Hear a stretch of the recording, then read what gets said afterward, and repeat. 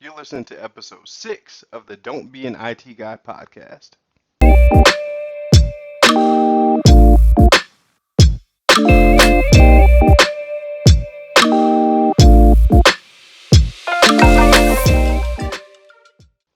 Hey, cyberheroes, welcome back to my channel. And remember, don't be an IT guy. On this channel, you'll discover my backward formula for building a highly profitable cybersecurity career. Now remember, this is only for those that dare to be different and are willing to challenge the status quo. Before we get started, allow me to introduce myself to the new people.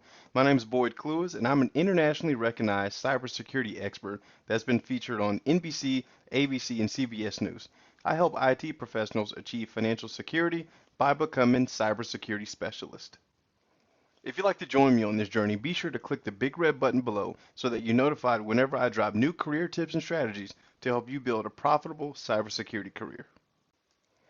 Because I love you, I have to give you the truth. The biggest mistake that IT professionals are making when it comes to trying to grow their career and land a profitable IT position is this. You ready? Your resume sucks. I'm sorry, I have to be blunt and the bearer of bad news, but I'm only doing that because I want you to succeed. I want you to be better. But it would just be criticizing if I told you your resume sucks and I didn't tell you how to fix it, right? But that's not me.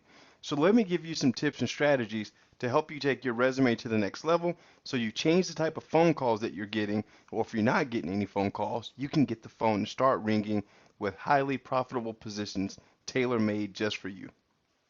Congruency, congruency, congruency. That is the thought that you should have in mind whenever you're developing your resume. Oftentimes, when I'm looking at my students' resumes for the first time, I see that they're all over the place.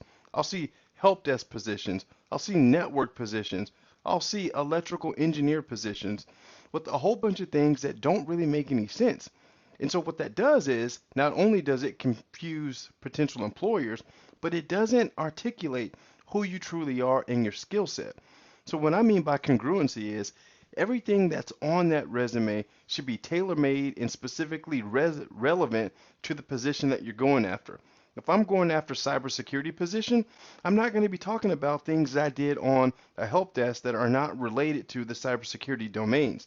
All that is just extra noise that's going to cloud the ATS system and it's going to confuse potential employers. So, congruency, right? One of the things that I often recommend that my students do is we go through an exercise where we identify the relevant experience that they had at each individual job. So I'll tell them, take me through your day. What exactly were your job responsibilities? Tell me about these things. And what we do is we actually take the elements that are relevant for their future position and we omit everything else. It's your experience. You can choose to share your experience however you want to. There's nothing wrong with omitting things that are not relevant to what you want to do in the future. Because again, it's your experience. Sell it how you want to, but make sure that you can properly speak to it in an interview because that's going to show character and it's also going to demonstrate that you truly understand what you're doing. Because oftentimes, many IT professionals have a laundry list of certifications, but they don't have the skill set or the experience to back it up because all they did was just pass the test. So you don't want to be that guy. Now, here's one of the biggest mistakes that I see from many professionals. So pay close attention to this one. The resume bullet points add zero value to what it is that you're doing or what you could potentially do for prospective employers. What do I mean by this? Your bullet statement that's on your resume for your job experience should actually be a value statement. And I'll give you an example in just a moment. The idea behind this value statement is when a prospective employer is reading your resume, they see the value that you brought to that organization, and they can make that assumption that you can do the same thing at their company. And so typically what a bad example would look like is installed patches on Windows systems. That statement does not add a lot of value. Now it shows that maybe you know how to do some patchwork, but how did that really impact the organization? It doesn't tell a story. If you want to be able to take your career to the next level, not be an IT guy, you need to understand the business impact of the technology and tools that you work with. So instead of saying I installed patches on Windows servers, you could say such a thing as I implemented system configurations to remove vulnerabilities, or help reduce risk in the organization by implementing security patches to remove vulnerabilities. It's the same thing, but it's all about how you articulate it. But then again, if you don't know why you're installing the patches, that's a whole different story. So it's important to understand not only what you're doing, but explain the value behind it that you brought to the organization. Because again, companies can assume that if you brought that type of value to that organization, you can do the same. And companies want to hire employees that can bring value, not just warm chairs. And here is my third and final tip that I see get messed up all the time. Guys, stop leaving skills on the table. What I mean by this is I've had conversations with so many students. I've asked about, a day in their life at their organization. Tell me about the work that you do. What tools do you work with? What tools do you know?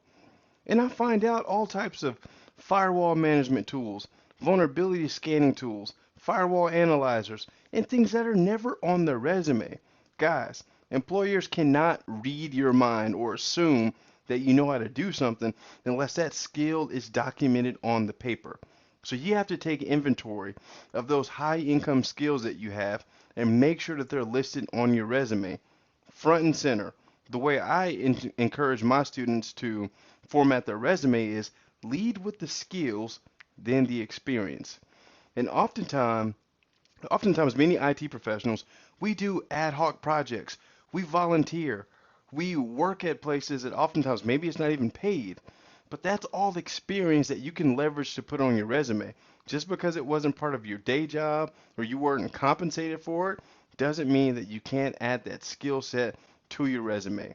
Like me personally, I volunteered as the director of IT for my church for well over a decade, managing firewall systems, all sorts of things.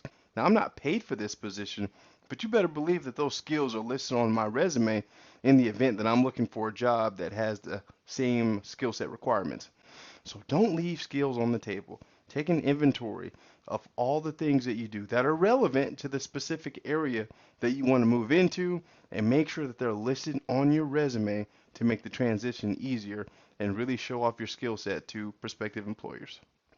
Now that you know how to enhance your resume, let me know down in the comments which one of these tips was the most impactful for you. Did you learn something new? Let me know. I want to hear from you. If you're still on the fence about what to put on your resume, where to even start, I got you covered. In fact, I just created the Cybersecurity Accelerator Workshop that specifically helps you build a six-figure cybersecurity resume. We have the templates and the strategies and everything that you need to put on your LinkedIn profile as well as your physical resume so that you can take your skills to the next level. Now, the cool thing about this is right now it's only $97 for a limited time. So you can click the link below, get access to this workshop, and start transforming your resume and your life immediately. Well, that's all I have for this episode. I'll see you on the next one. Peace.